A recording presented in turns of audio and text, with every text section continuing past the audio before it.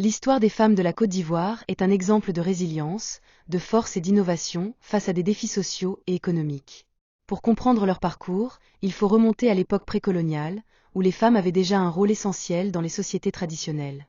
Elles n'étaient pas seulement mères et épouses, mais aussi des gardiennes de la culture, des guérisseuses et des commerçantes influentes. Dans les marchés de grandes villes comme Abidjan, Grand-Bassam et Bouaké, les nanabens, les grandes commerçantes, ont marqué l'histoire par leur pouvoir économique. Ces femmes étaient capables de contrôler les prix et d'établir des réseaux de commerce prospères, même au-delà des frontières ivoiriennes.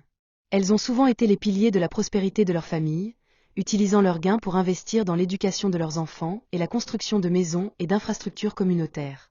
Pendant la période coloniale, les femmes de la Côte d'Ivoire ont dû faire face à de nombreuses restrictions imposées par les autorités, mais cela ne les a pas empêchées de continuer à s'imposer. Certaines, comme Marie Corée, ont joué un rôle clé dans la lutte pour l'indépendance du pays. Marie Corée, connue pour son courage et sa détermination, a dirigé des manifestations et a pris des risques considérables pour défendre les droits des travailleurs et promouvoir la liberté. Après l'indépendance en 1960, la société ivoirienne a vu émerger de nouvelles figures féminines dans des secteurs variés. L'agriculture, encore très dominée par les hommes, a été transformée par des femmes visionnaires qui ont compris l'importance de l'organisation collective. Des coopératives agricoles ont été fondées, où les femmes travaillaient ensemble pour maximiser les rendements et obtenir de meilleurs prix pour leurs produits. L'histoire d'Hortense Quadio, une femme de la région d'Abangourou, est particulièrement inspirante. Ayant grandi dans une pauvreté extrême, elle s'est battue pour apprendre à lire et à écrire, malgré les obstacles.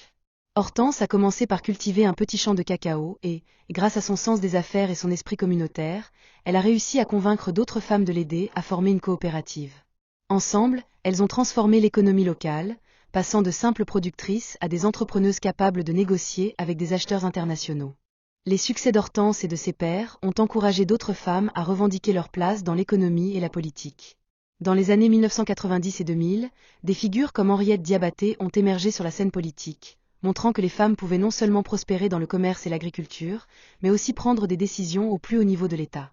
Aujourd'hui, des milliers de femmes ivoiriennes perpétuent cet héritage. Elles sont à la tête d'entreprises, dirigent des ONG et innovent dans le domaine technologique et artistique. Malgré les défis persistants, comme l'accès limité à l'éducation dans certaines régions rurales et les inégalités de genre, leur voix et leur influence ne cessent de croître. Les femmes de la Côte d'Ivoire ne sont pas seulement des spectatrices de l'histoire de leur pays. Elles en sont des actrices principales, portant haut les valeurs de courage, de solidarité et d'innovation. Leur parcours inspire non seulement les Ivoiriens, mais aussi les femmes du monde entier qui luttent pour un avenir plus juste et prospère.